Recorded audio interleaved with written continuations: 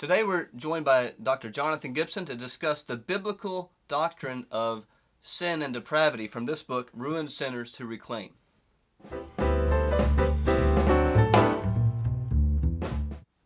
Hello, welcome to Clarity and Brevity. Today we're going to talk about some of the New Testament witness when it comes to the doctrine of total depravity. I'm joined here by my colleague, Dr. Jonathan Gibson, and we're going to talk about Paul's letters in particular today, along with some other texts as well. So, Jonny, you are the co-editor of this book with your brother, published by Crossway, and one of the sections of this book, we discussed the book in another video, one of the sections deals with biblical witness related to the doctrine of sin. Now tell us about the chapter that you wrote on the New Testament here.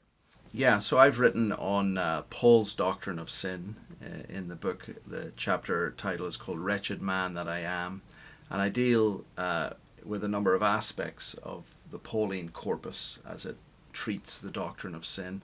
I look at the lexicon of sin, like what are the words that Paul uses to describe sin. He has about 20 plus words for describing sin. I look at the canvas of sin. I'll come back to that in a moment. The context of sin, the curriculum of sin, the consequences of sin, and the Christ of sinners. The section that I spend quite a bit of time on is the canvas of sin, and what I mean by that is Paul paints his doctrine of hamartiology, which is just the technical word for the doctrine of sin.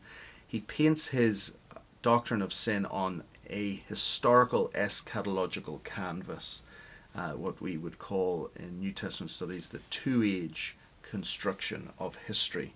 You have the present world age that began in creation with a short pre-fall period of innocence, and then with Adam's fall we enter into an age of the present evil age that Paul calls it.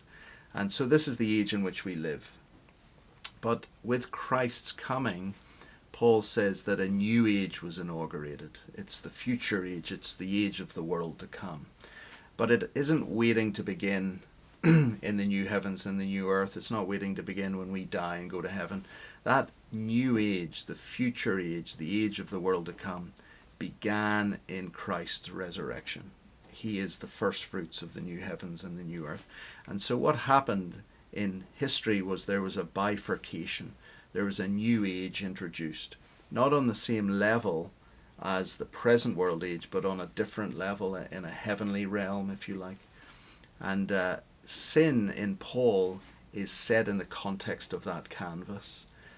Sin comes from the present evil age, and God comes in Christ to rescue us out of this present evil age and to transfer us into the kingdom of his Son, which is the age of the world to come. So that's what I'm really trying to do in that section on the canvas of sin. It's really a Vossian, Ridderbos, Gaffin approach to eschatology and situating sin in that context. As you talk about that, one of the questions that might come up is, how do you relate this cosmic or eschatological canvas to the personal?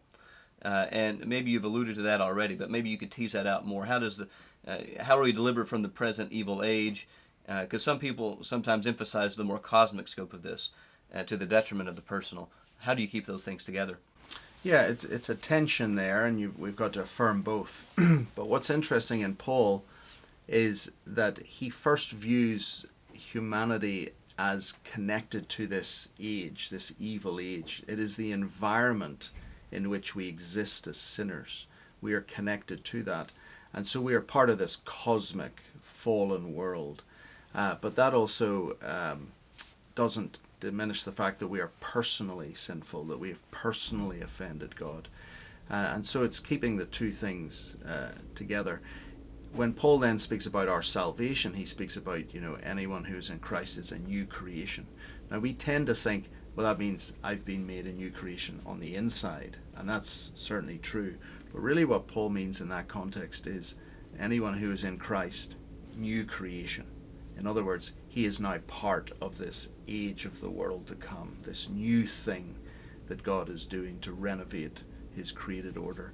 And that's what it really means to be a Christian. You're now being transferred from this present evil age, the earthly realm, into the heavenly realm.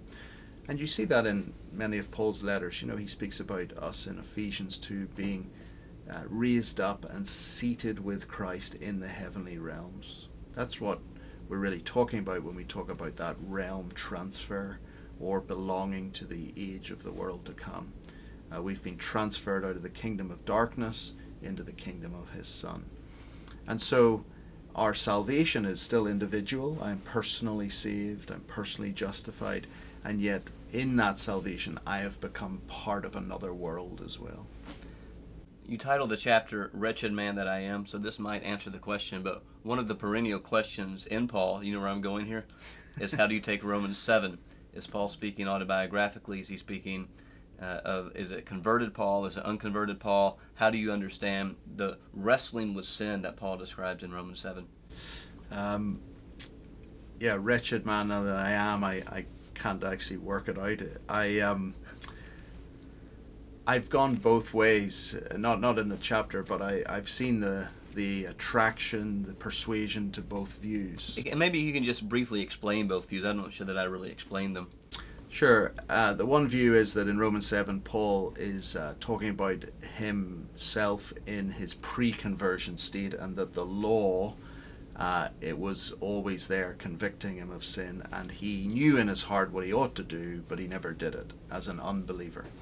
The other view, main view, is that Paul writes as a Christian, converted, and it's the flesh and the spirit warring against each other, and what he wants to do he doesn't do because he keeps tripping up with his sin. And those have been the two main views, and I think there's much to commend both of them actually. Ritterboss would go with the former, someone like John Murray would go with the latter. In the end I sort of lean more towards Murray's view, but I try to sort of again locate it in the ages in which we live. We live between the two ages, the present age and the age of the world to come. And so this tension that Paul is referring to, I think it's a redemptive historical tension. It's the tension between the world of the flesh and the world of the spirit. And we are sort of still in it, whilst we have been transferred from one world into the other, the remnants of the flesh remain in us. So I don't have a long section on it. Okay. I sort of, if I'm honest, skirt by it with a footnote, and I give a few views, but my overall framework will show you where I end up.